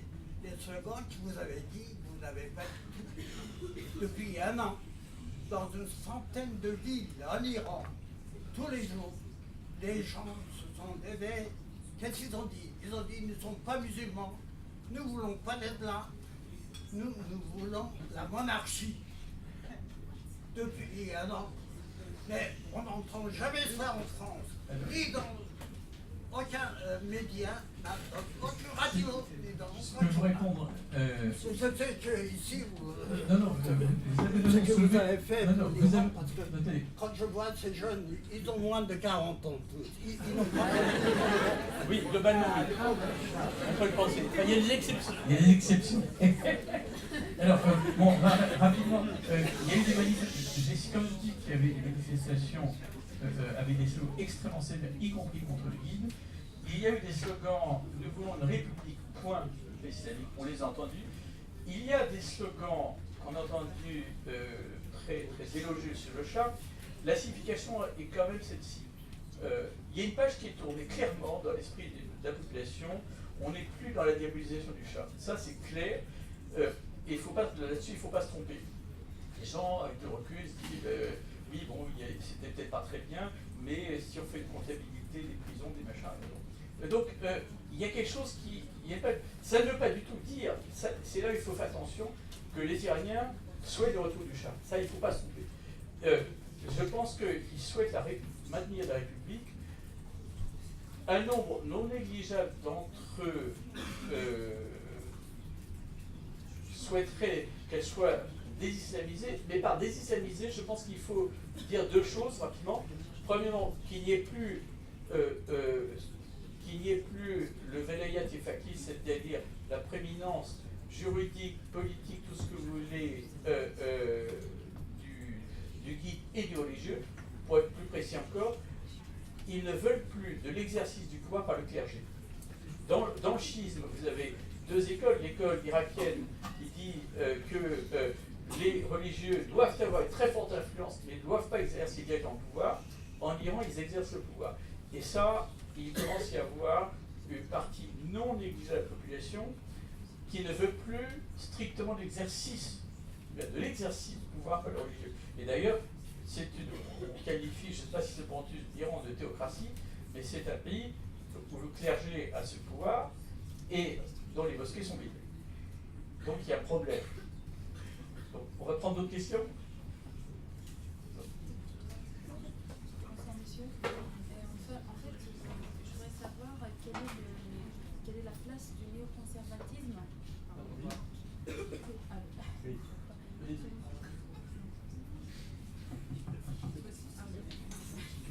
Donc je souhaite savoir quelle est la place du néoconservatisme des États-Unis vis-à-vis de l'Iran.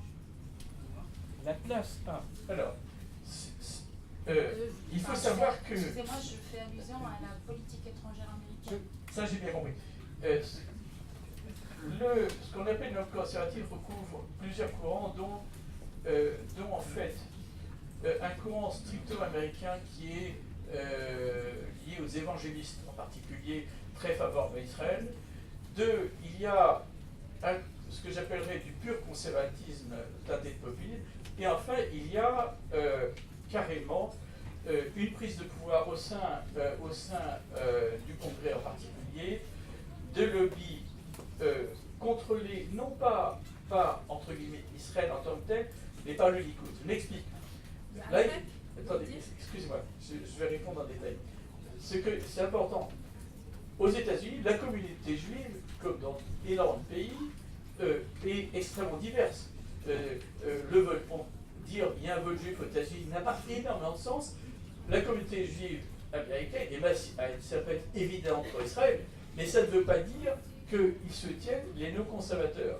Et ce que je voulais dire, c'est que les Israéliens, et le Likoud en particulier, a réussi ce tour de force en termes de lobbying, à confisquer au sein du Congrès le vote juif par des opérations de lobbying avec des moyens gigantesques qu'ils ont phagocyté, mais des pans entiers du Congrès, aussi bien, ne vous y trompez pas, chez les démocrates que les républicains.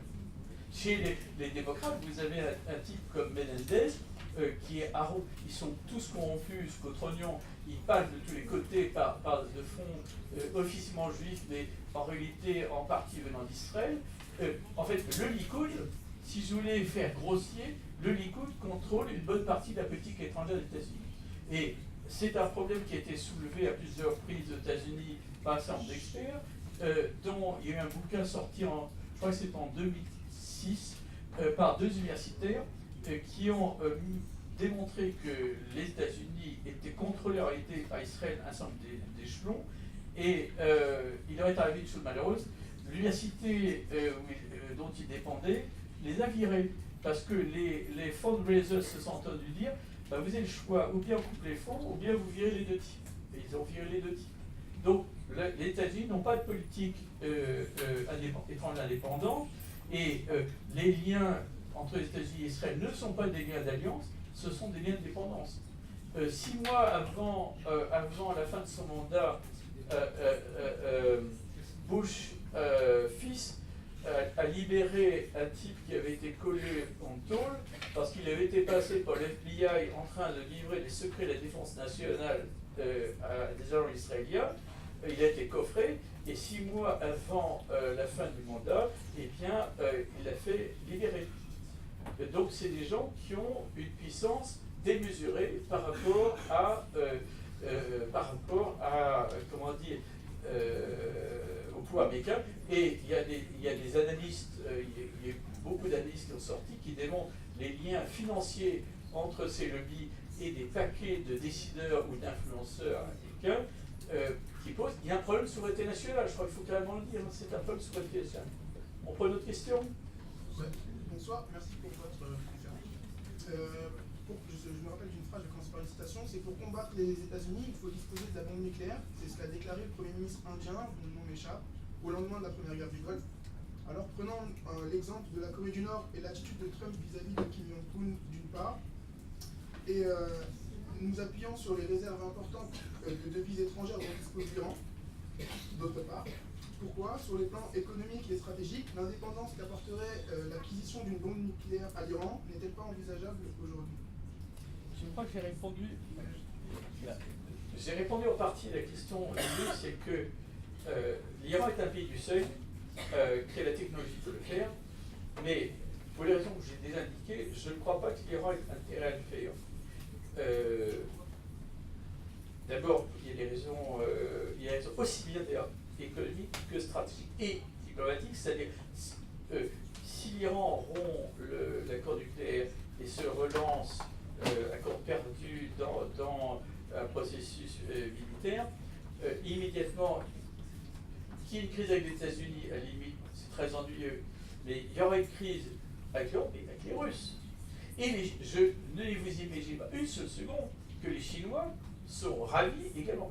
Donc l'Iran, en fait, là, autant aujourd'hui, l'Iran, malgré les difficultés, n'est pas isolé, et même a réussi des percées assez remarquables, là, l'Iran va se trouver complètement isolé, y compris de la part de gens qui lui veulent du bien. Donc c'est une perte sèche sur tous les tableaux. il ne gagnerait rien. Rien. Rien. Pas sa sécurité, isolement diplomatique, et se brouiller en plus avec les gens qui lui veulent du bien. Je ne vois pas un chef d'État, même de mauvaise humeur, de se livrer à ce genre de calcul. Les Iraniens, en tout cas les échelons décisionnaires, sont des gens qui font, à différents des Saoudiens, des calculs stratégiques. Les Saoudiens ne font pas de calculs stratégiques. Les Émiratis font des calculs stratégiques. On l'a bien vu on l'a très bien vu dans la Corne d'Afrique au Yémen, où ils sont en concurrence directe avec les Saoudiens, pour des raisons stratégiques. Des points d'appui sur toute la Corne d'Afrique, et les Saoudiens n'ont rien vu venir. Donc les Iraniens peuvent commettre des erreurs, et en commettent, mais ils ont une stratégie. Comment sortir de l'influence américaine? Pardon? Comment sortir de l'influence américaine? Alors, sortir de l'influence américaine, si on avait la recette chez les points, vertu preneur, mais l'idée pour diminuer la vulnérabilité, c'est évidemment de se coaliser. Si l'Europe, rêvons, avait déjà une posture européenne de ce nom, et des gens qui se serrent les coudes plutôt que jouer chacun dans son coin, ce serait un peu différent. Maintenant, si également l'Europe n'avait pas commis la bêtise de se lancer dans des sanctions à l'égard de la Russie dont les effets économiques sur la Russie ont été très violents, mais est-ce que ça a modifié la posture de la Russie à l'égard de l'Ukraine, etc. Ça ne paraît pas totalement évident. Donc, je crois que là, un geste intelligent serait de revenir sur les sanctions russes, ce qui paraît intelligent, et deuxièmement, de consolider une politique extérieure commune à l'Union européenne. Vraiment, on est encore un peu loin du compte. On va prendre une autre question. Bonsoir monsieur, merci beaucoup pour cette conférence qui était vraiment très intéressante. J'aimerais juste revenir, si possible, rapidement sur un point auquel j'étais un peu en désaccord et poser une question ensuite. En ce qui s'agit des manifestations, alors pour ma part, j'ai toute ma famille qui vit en Iran. J'ai énormément d'amis qui Vous vivent étiez déjà intervenu lors d'une précédente conférence. Oui, je m'étais un peu énervé d'ailleurs. Voilà, j'ai remarqué. Ne vous inquiétez pas, je serai très calme. Bon, ça va. On est sauvés. Oui, je voulais juste dire qu'il ne s'agit pas de minimiser ces manifestations, entre guillemets, il y a une situation économique très grave, c'est vrai, il y avait beaucoup de gens qui avaient vraiment toutes leurs raisons, et il y a eu les slogans que vous avez dit. Cependant, il serait bon de rappeler quelques points, c'est que d'abord, cette manifestation, ça a été commencé non pas par des opposants, mais au contraire par les durs du régime. Qu'après, il y a eu certes des manifestations où il y a eu des gens qui ont dit ces slogans, mais on oublie cependant souvent de dire qu'après, il y a eu des courtes manifestations. D'ailleurs, j'ai vu très peu de médias en France en parler, des manifestations monstrueuses pour justement supporter le régime, et dans tout l'Iran aussi. Et pour faire un parallèle avec la France, on a essayé les foulards rouges, ils n'ont pas eu autant de succès que les manifestations au régime en Iran. Maintenant, si je peux me permettre de poser ma question, une chose que je n'ai jamais très bien compris par rapport à la politique occidentale par rapport à l'Iran, vous parliez de wedging change. Si Donald Trump ne cherche pas un wedging change, j'aimerais cependant comprendre quel est l'objectif de nombreux proches de Donald Trump de supporter les Moudjahidines du peuple. Est-ce qu'il y a un but? Parce que je ne vois pas vraiment l'utilité dans le sens qu'ils n'ont pas vraiment de support sur place. Je vous remercie beaucoup pour... Alors, je suis largement d'accord avec votre remarque, vous avez raison de le soulever. On pourrait même ajouter une chose, c'est que quand on regarde attentivement les manifestations et la composition des manifestants, ce sont des catégories modestes, très modestes, souvent. Il y a eu des agriculteurs, il y a eu des travailleurs pauvres, il y a eu pas mal d'étudiants, mais ce qu'on appelle en Iran les classes moyennes, notamment à Téhéran, n'ont pas manifesté. Les gens qui sont plutôt du côté des réformateurs n'ont pas manifesté et sont restés massivement chez eux. Ça, je crois que c'est effectivement important de le souligner. Les manifestations, là j'ai regardé les manifestations en faveur du régime, elles ont été importantes, mais quand vous, je ne sais pas si vous serez d'accord avec moi, mais quand on regardait attentivement ces manifestations, on reconnaissait quand même les habituels Basij, hommes et femmes.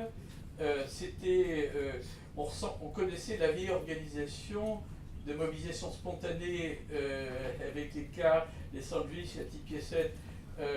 Je ne dis pas que c'était entièrement manipulé, mais il y avait quand même de l'organisation derrière. On reconnaissait les bonnes vieilles recettes, notamment Basij. Il y avait quelques turbans, il y avait les Basijettes bien noirs, bien vêtus de noir. Enfin, il y avait les sbires. Le paysage était assez familier. Je ne dis pas qu'il y avait que, mais enfin bon. Maintenant, vous soulevez une question intéressante sur le soutien américain qui ne m'étonne pas et ne m'inquiète pas, mais je voudrais parler de la France, le soutien à cette fameuse organisation des Moudjahidines du peuple. Pour ceux qui ne connaissent pas, cette organisation est une ancienne organisation marxiste qui, à un moment donné, s'est brouillée avec le régime et s'est réfugiée en Irak, où, abritée par Saddam Hussein et armée par Saddam Hussein, elle a commis des opérations militaires et des coups en direction de l'Iran. Donc, cette organisation, qui par ailleurs fonctionne comme une sorte de secte, un peu bizarre, une fois que Saddam Hussein est tombé, a été entièrement récupérée par les Américains, enfin, elle l'était déjà largement, et en fait était déjà utilisée à la fois par les services américains et surtout israéliens pour monter des opérations clandestines en Iran, notamment à partir du Kurdistan. Cette organisation a réussi un tour de force, mais c'est un tour de force, c'est d'avoir une audience aux États-Unis, mais surtout en Europe et dans d'autres beaux pays en particulier, mais qui dépasse l'entendement. Ils organisent tous les ans un grand rassemblement à Villepin, bourré. Alors, les gens, disons, oui, ils ramènent des autocars d'étrangers, mais ils ont une très grosse influence en Europe, en particulier, où vous trouvez des gens de tous les échiquiers politiques, de gauche, de droite, du travers, du milieu, et en fait qui se sont fait piéger parce qu'ils se présentent comme les seuls opposants au régime et disant le régime n'est pas démocratique, il viole les droits de l'homme et nous sommes les seuls opposants au régime. Or, il y a juste un truc qui ne colle pas, c'est que tout Iranien, y compris ceux qui détestent le régime, n'admettront jamais que ces gens puissent exercer la moindre parcelle du pouvoir en Iran, parce qu'ils sont considérés comme des traîtres au pays. Ils ont combattu aux côtés de l'étranger irakien, donc même ceux qui détestent le régime disent qu'il n'est pas question que ces types-là aient une place quelconque dans le pays, et même des gens qui sont opposants au régime disent non, ces gens, ils n'ont rien à faire en Iran. Et alors, comment ont-ils réussi à avoir une telle influence en Europe et aux États-Unis? C'est qu'ils sont soutenus aux États-Unis massivement par les mouvements néoconservateurs auxquels mademoiselle vous faisait allusion, et en Europe par les Israéliens. Et par, je dirais, l'importance croissante depuis, je dirais, 2-3 ans par les Saoudiens. En 2016, si ma mémoire est bonne, au rassemblement de Villepinte, il y a eu le prince Turki Al-Faisal qui a fait un appel au renversement du régime, et il y avait des néoconservateurs américains. Cette fois-ci, c'était encore des néoconservateurs américains. Il y avait Giuliani, des proches de Trump. Et en fait, ce qui est ahurissant, il y a plein de parlementaires français qui trouvent ces gens infiniment sympathiques. Et ne se posent pas loin de questions. Ils disent, mais c'est vrai, il y a des atteintes aux droits de l'homme en Iran, et du coup, ces gens font quelque chose de terrible. Et en même temps, la structure fonctionne selon des modalités assez stupéfiantes. Je rappelle quand même que Jacques Chirac, qui n'était pas président complètement naïf, avait, à la suite de rapports extrêmement inquiétants sur le fonctionnement de cette structure, déclenché une opération de gendarmerie sur le camp d'Auvers-sur-Oise où étaient basés ces braves gens. Je rappelle, il y a eu des compagnies entières de gendarmes mobiles envoyées là. On n'envoie pas ces gens quand on n'a pas de biscuits. Et très bizarrement, quand la perquisition a eu lieu, ils n'ont rien trouvé. Alors, ils en ont gardé quelques-uns à l'abri et puis ils les ont lâchés vite. Donc, il y a un problème. Moi, j'ai ma petite idée, ne peut pas faire de mise en cause, mais de mon point de vue, il est clair que ces gens ont été prévenus, qu'il fallait mettre à l'abri, et donc ça prouve qu'il y a des complicités à des niveaux très élevés. En fait, on sait qui c'est. On ne peut pas mettre en cause les gens en public, mais on sait. Eh bien, en Europe, c'est la même chose. Vous avez un Parlement européen, tout un groupe de parlementaires qui soutiennent à fond ça, au Parlement français, que ce soit au Sénat et comment ça s'explique? C'est parce que ces gens sont dotés d'un marketing mais remarquable, il faut reconnaître le talent, et ils ont des lignes budgétaires sans fin. C'est insensé. Le fric, quand vous voyez la convention de Villepin, je veux dire, n'importe quel parti rêverait d'en organiser avec ça, avec une telle débauche, vous voyez, audiovisuelle, etc. Donc, il y a un problème. Donc, ils ont une influence qui est inversement proportionnelle à leur poids politique potentiel en Iran. Donc, voilà, il y a un problème. Une autre question, peut-être? Bonsoir. Bonsoir, merci pour votre intervention et votre courage de dire certaines choses. Ma question est simple, c'est au vu de la contestation actuelle du régime, est-ce que vous pensez qu'un retour sur la scène politique de l'ancien président Ahmadinejad est envisageable? Merci. Alors, l'intéressé en rêve peut-être, mais il a commis trop d'erreurs tactiques. Il s'est quand même attaqué de front au guide. Il s'est attaqué de front aux échelons supérieurs, par exemple, dont le général Soleimani, qu'il a mis publiquement en cause pour des affaires de corruption. Donc, il a suffisamment d'ennemis pour que il ne puisse envisager un retour. Je me souviens que quand il avait été battu, enfin, il avait terminé son mandat, on avait craint à un moment donné qu'il fasse de l'agitation. Et il s'est passé un épisode assez curieux. Il avait commencé à mobiliser un certain nombre de gens pour faire de l'agitation. Et un beau soir, il était dans son QG et arrive une série de 4x4 avec des messieurs pas très commodes qui ont bousculé le poste de garde. Ils ont emmené Ahmadinejad et il est réapparu 8 jours plus tard. Sa figure était blanche comme ses piliers. Il a tremblé pendant 8 jours. Il a eu une explication de texte au cours duquel certaines personnes lui ont dit que s'il continuait à s'agiter, lui et toute sa famille auraient des problèmes. Il n'était pas nécessaire de détailler les problèmes. Je rappelle que l'Iran est hélas un pays où il y a beaucoup d'accidents de voiture et d'avions. Autre question? Oui, bonsoir monsieur. Je m'appelle Victor, je suis étudiant en première année. Merci pour cette conférence. Je voudrais savoir si vous pensez que la France a la volonté, et si oui, est-ce qu'elle a les moyens de s'opposer aux intérêts iraniens en Syrie, sachant le départ prochain des troupes américaines au Rojava. Merci. Je ne sais pas déjà quelles sont les possibilités d'action et d'influence de la France en Syrie, pour être très franc. Je m'interroge sur l'existence d'une politique syrienne de la France. Il y a eu une phase qui a culminé sous Fabius, où on disait, il y avait même eu une note dans laquelle on dit qu'il fallait appuyer les islamistes responsables et raisonnables. Alors si vous trouvez un islamiste responsable, vous le mettez dans un bocal avec et vous le mettez dans une vitrine, objet, musée, je ne sais pas ce que c'est. Et donc, apparemment, il y avait une structure de l'État qui savait ce que c'était. Et alors, la note, qui était dite confidentielle, a tellement épouvanté les lecteurs qu'ils l'ont fuité. Parce qu'évidemment, sur place, sur le terrain, tous les analystes disaient « Mais ils sont malades, parce que si vous fourguez la quincaillerie à des islamistes irresponsables, 8 jours après, c'est entre les mains de Daesh. » Tout le monde savait, parce qu'ils échangent ça contre des prisonniers, contre tout ce que vous voulez, contre ce que vous ne voulez pas. Et donc, les gens étaient tellement épouvantés qu'ils ont fuité ce truc-là. Donc, on est passé de cette ligne-là, il faut virer Bachar, et puis après on verra, après c'est le chaos, à maintenant, alors, le président de la République a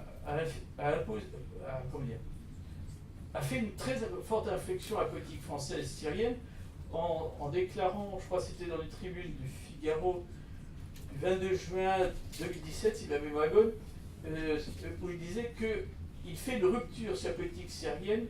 On ne fait plus du départ de Bachar le préalable avant toute politique syrienne. Il avait donc, et il l'a fait, il faut reconnaître, c'est le seul point dur. Deuxièmement, il est vrai que la France favorise évidemment une solution politique, mais j'ai l'impression que la France n'a pas énormément de poids sur le dossier, parce que on n'est pas trop invité du côté des conversations turco-saoudiennes, même si le président de la République a emmené Madame Merkel par la petite quenotte. Ils ont été reçus poliment, gentiment, mais je ne suis pas certain que ça soit allé très très loin. Du côté de l'ONU, on nous écoute poliment. Donc en fait, le problème est plus de l'existence d'une politique syrienne dont on a du mal à percevoir les contours. Enfin, moi je ne les vois pas très bien, mais j'ai peut-être pas la bonne boule de cristal. Oui. Ah. Monsieur demande depuis longtemps. Oui. Ah. Tenez, monsieur. Tenez. Ah, voilà. Tenez, monsieur. Vous avez parlé, monsieur. Non. Ça fait longtemps. Oui, je voudrais juste poser une question. Est-ce que le dossier Claude est un élément de coercition de la part des Américains dans la politique interventionniste qu'a Trump vis-à-vis de l'Iran, même si on considère que Trump, dans la politique générale internationale, il joue la carte de l'isolationnisme, excepté le cas du Venezuela avec l'Irak, Trump se désintéresse de ce qui se passe ailleurs. Alors, ça c'est un point. Et puis le deuxième point, je voudrais savoir l'Iran, quelle est la posture et la position de l'Iran actuellement dans ses rapports avec le monde arabe, excepté la Syrie et l'Irak. Alors, vaste question. Mais alors, s'agissant du Kurde, c'est plus facile à répondre. Ce sont les Turcs qui sont le plus concernés par le dossier kurde, et il y a une partie de bras de fer entre les Américains qui sont très embêtés parce qu'ils ont dit qu'ils allaient se retirer d'Irak, sauf une ou deux bases, et ils avaient dit aux Kurdes, rassurez-vous, on veillera à votre sécurité, et Erdogan a dit, pas du tout, nous, dès qu'on peut sauter sur les Kurdes, on va les ratatiner, ce qui ne correspondait pas exactement à ce que les Américains avaient espéré obtenir des Turcs, et donc on est dans cette phase-là très incertaine, c'est-à-dire que c'est aussi des raisons qui expliquent qu'il y a un certain ralentissement dans le retrait prévu pour l'Irak, c'est qu'il faut trouver une solution pour que les Kurdes ne se fassent pas ratatiner. Or, Erdogan a dit, moi les Kurdes, je ne fais aucune promesse, et il y a des mouvements de troupes, enfin voilà. C'est pas les Américains qui jouent la carte kurde, c'est plutôt les Turcs qui veulent les écraser, qui sont embêtés de ce que les Kurdes profiteraient de la pacification de la zone irakienne, de ce que les Kurdes syriens, qui ne sont pas dans la même situation, aient des conversations avec le régime de Damas, et donc les Turcs, ça les chagrine beaucoup. Même les Kurdes iraniens. Alors, les Kurdes iraniens, c'est autre chose,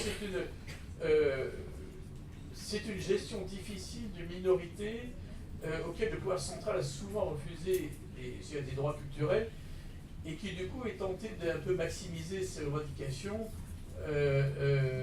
Et en plus, ce qui est récent, c'est que Daesh a infiltré depuis l'Irak des éléments au sein de certains mouvements kurdes, d'où vous avez eu un certain nombre d'attentats à Téhéran, etc.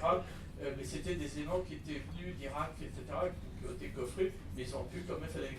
Pour répondre à votre dernière question, mais qui est un peu trop vaste, il faut distinguer le rapport entre l'Iran et l'Arabie Saoudite, qui est toujours en phase de tension extrême, et un rapport un peu médiocre avec les Émirats Arabes Unis, des rapports assez corrects avec le Koweït.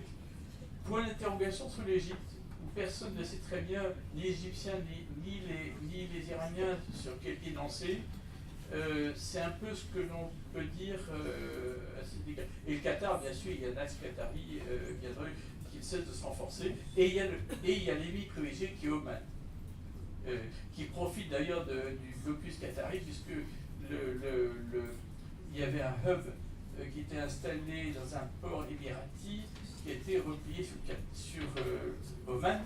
Et donc, Oman se frotte les mains d'avoir un trafic maritime en augmentation et des flux, etc., des investissements iraniens. Donc voilà. Bonsoir. Merci pour l'excellente communication.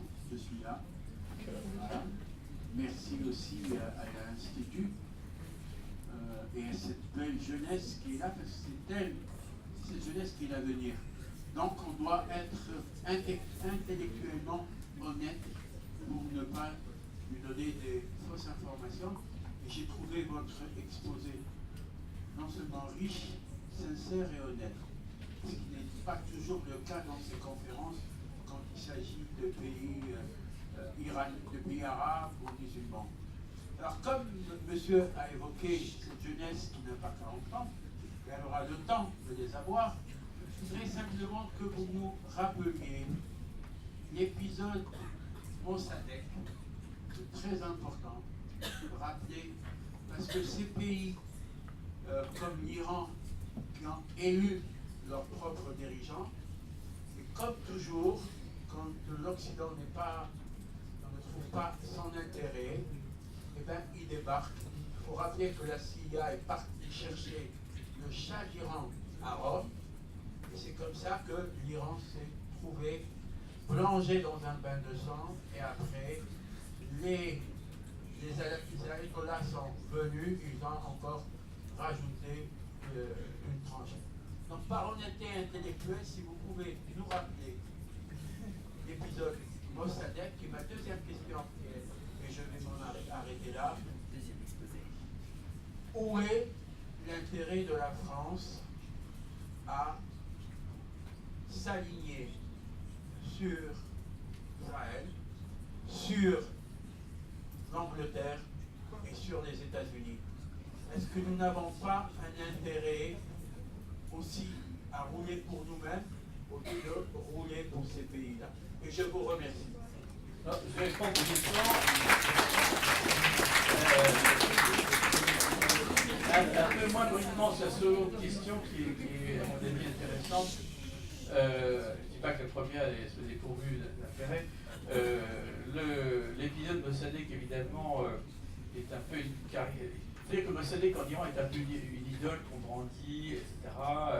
Voilà, celui qui était chassé pour les intérêts pétroliers, machin. Bon,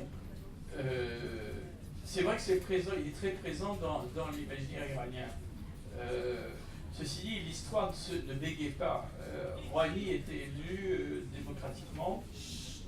Rouhani, c'est pas l'Occident qui veut le virer. Donc, l'histoire ne se répète pas, les situations sont différentes, etc.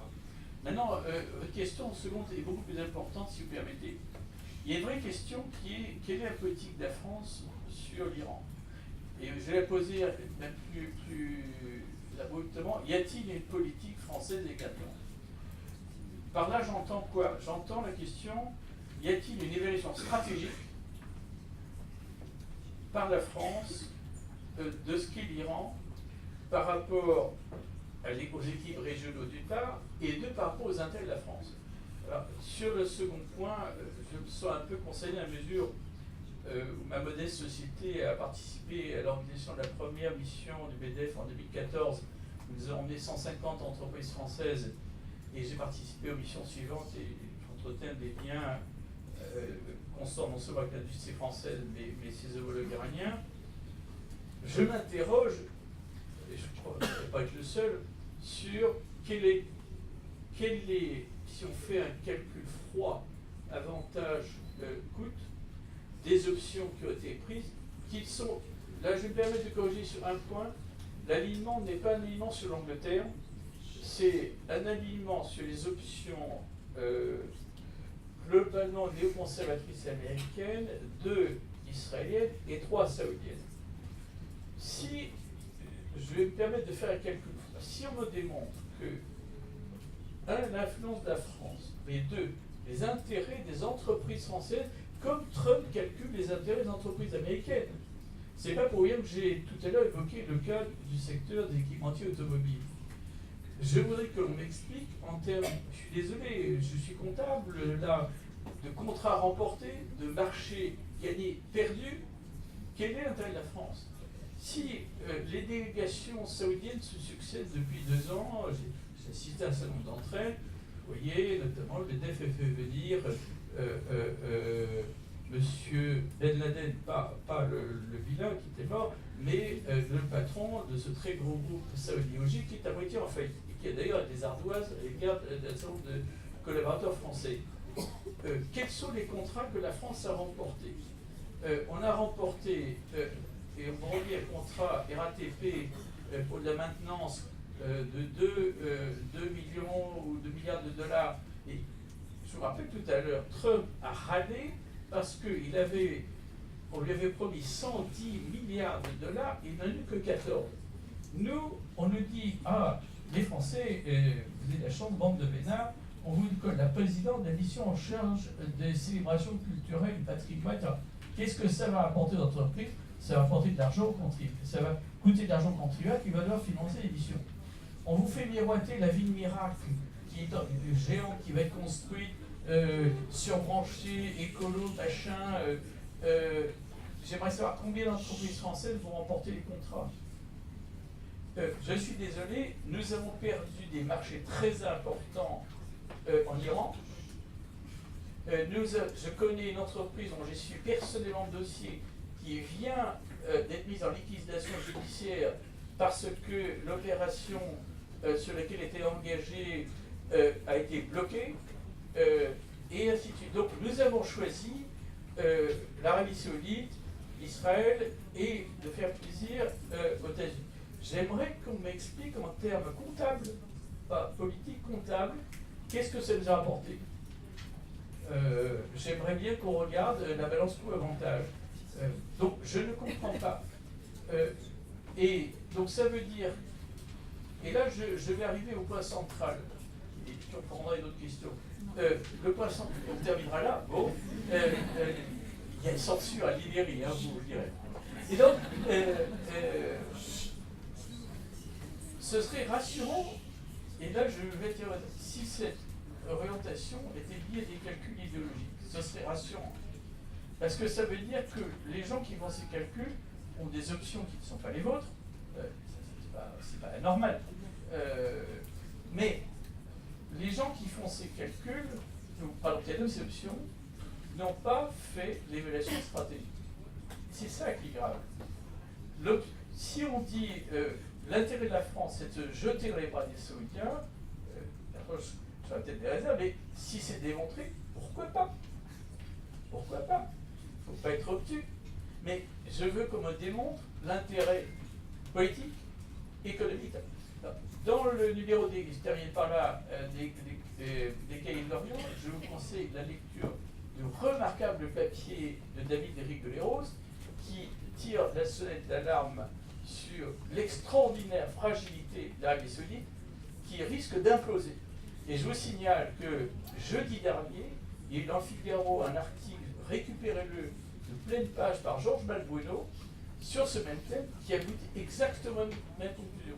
Donc on nous précipite dans les bras d'un pays dont on ne sait même pas si dans 5 ans, il existera encore en tant qu'État. Il y a, et je termine là-dessus, en fin janvier de l'année dernière, il y a un monsieur qui n'est pas un farfelu complet, qui s'appelle monsieur Julien Marcy. Monsieur Julien Marcy est chef économiste de la COFAS. La COFAS, c'est la structure qui garantit les exports et les risques de nos importations à l'étranger. Monsieur Julien Marcy, chef économiste de la COFAS, a publié un papier dans les pages secondes du Figaro dans lequel il dit, à propos de l'Arabie Saoudite, il y a un risque systémique. Si le patron des services économiques de la COFAS parle à propos d'un pays dans lequel on est prié de se jeter d'un risque systémique, moi je serais chef d'entreprise, je ferais un peu attention. Merci, monsieur Mathieu.